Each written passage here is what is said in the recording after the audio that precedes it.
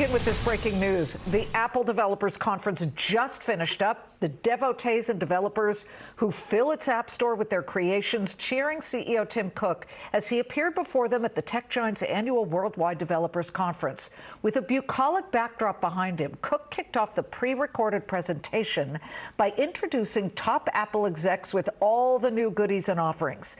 So the tech titan announcing iOS 16, the latest operating software for iPhones, which promises, quote, the biggest update ever to your lock screen, completely imagining and reimagining how it works. But the mic drop moment came when Apple announced a solution to that oops, I hit send panic button moment. Listen. And now we're adding 3 of the most highly requested features to messages. First, have you ever sent a message only to immediately realize you didn't quite say what you intended? Well, no worries, because now you can edit any message you just sent, so embarrassing typos can be a thing of the past. Second, have you ever wished you'd never sent that message at all? Well, good news, now you have undo send, so you can immediately recall a recent misfire. Oh, that never happened to me.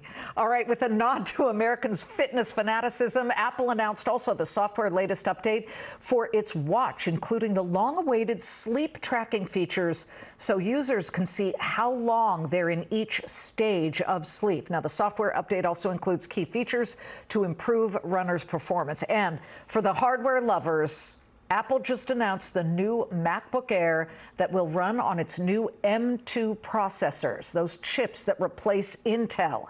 The MacBook Air comes in 4 colors: space gray, starlight, midnight, and silver. It's going to cost $1,199 per piece of equipment. All right, joining me now to discuss it all and what it might mean for the stock itself is Kevin Kelly, Intelligence CEO of Kelly and personal Apple shareholder, and a Starship Capital managing partner, John Meyer, who was the one who developed 40 apps in the early days of the App Store, including the first flashlight app. Let me get to you, Kevin. What was game-changing here that you saw? Because what we didn't get was equally as newsworthy, and that is the VR headset that everybody had kind of hoped they would see. Yeah, we were hoping that they would make that announcement, but we're not surprised they actually didn't do that. And that's because gaming is such a big part of Apple and all the money they generate. I mean, just last year alone, it was anticipated and estimated that it was over $15 billion in gaming revenue that they generated, and that was number 3, only behind Tencent and Sony. I mean, they actually bested Microsoft, and so gaming is past, present, and future for our friends at Apple. And so an AR VR headset is going to be key for them. It'll eventually come out because that's where gaming is going. So we should see that in the future. But the big thing that came out today that I think is being really underestimated by, the overall stock market for Apple itself is the buy now, pay later. I mean, if you look at Affirm, which is one of the leading companies in buy now, pay later, they're down about 4 to 5% today off that news, where people can go out and buy something using Apple Pay and pay it off in 4 equal installments. So I think that's one of the big things that came out today as well, just for fintech stocks. Sure, absolutely. I mean, and you can compare it to the other fintech names that clearly are getting kind of dinged on that news. It's almost as if, John, every time Apple puts something out there, it's not just to evolutionize or, evolve what's already out there. It is to revolutionize an entire industry. And as we talk about those kinds of things, what jumped out at you as sort of the most game-changing thing? And again, it's sort of squishy because a lot of it is software, but tell me what you thought.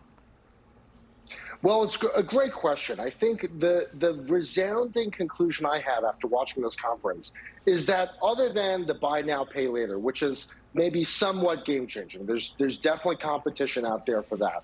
What I thought was really interesting was zero mention of augmented reality and virtual reality. I think this WWDC this year in 2022 marks the beginning of the end of iOS and iPadOS being the center of this conference every year, and the beginning of the end, because next year begins the explosion of AR for Apple. It's all going to be about that next year and beyond at this developer conference. And I think right now is really a period of a calm before the storm of the biggest war ever between two tech titans, and that's Apple and Meta in the AR race over the next decade. Yeah, Apple and Meta, and sort of shorter term, and it's not even a race anymore, Apple and Intel. I was watching Intel shares very closely because of the M2 chip, which of course Apple finally said, what are we using other people's chips for? We make our own things.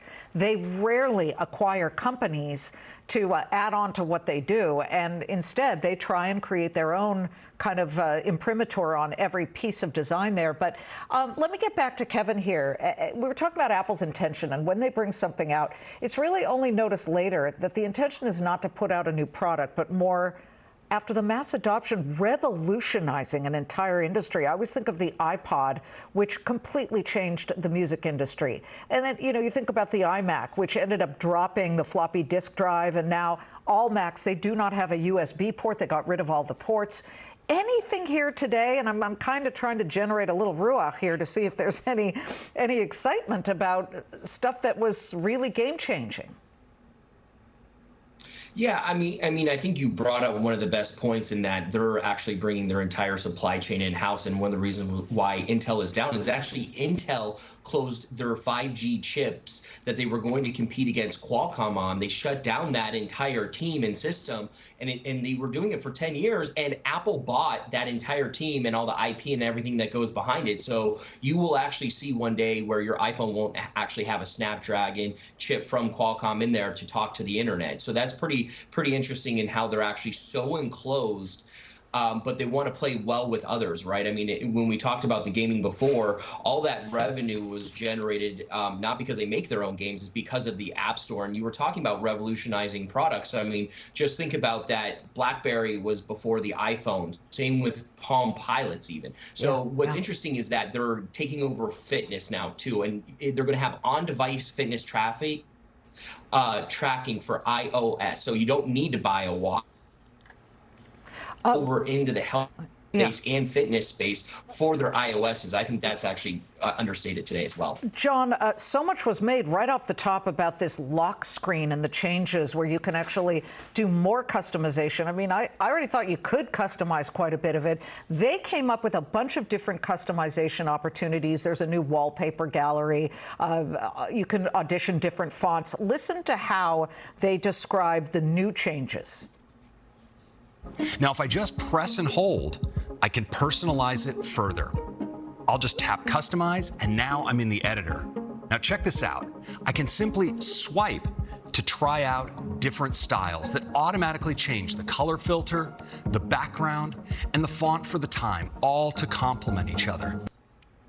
Okay, that's all very nice. And by the way, when you talk about the bring back that email that I didn't mean to send or the text message, Google and Gmail already allow you to do that. So I'm looking for fresher things. And then the big question becomes, John, did anything you heard today make Apple's ecosystem stickier, meaning you really are completely disinclined to even try and add different accessories from different companies, whether it be Samsung or something else?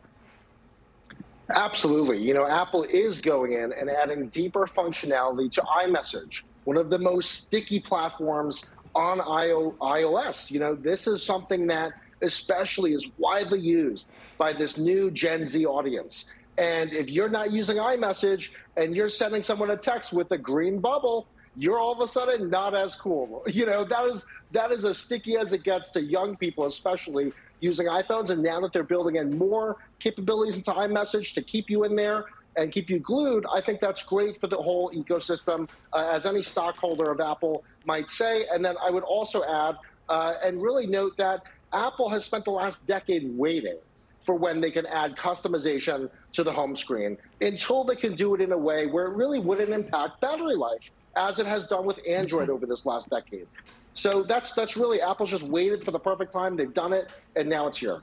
Okay, and you know what else is here? A completely flat stock, no reaction at the moment for Apple, and the Dow has turned negative, down about 30 points. Kevin Kelly, John Meyer, thank you for sifting through all of this, and as we say, scraping the apple barrel for anything that might really be revolutionary here.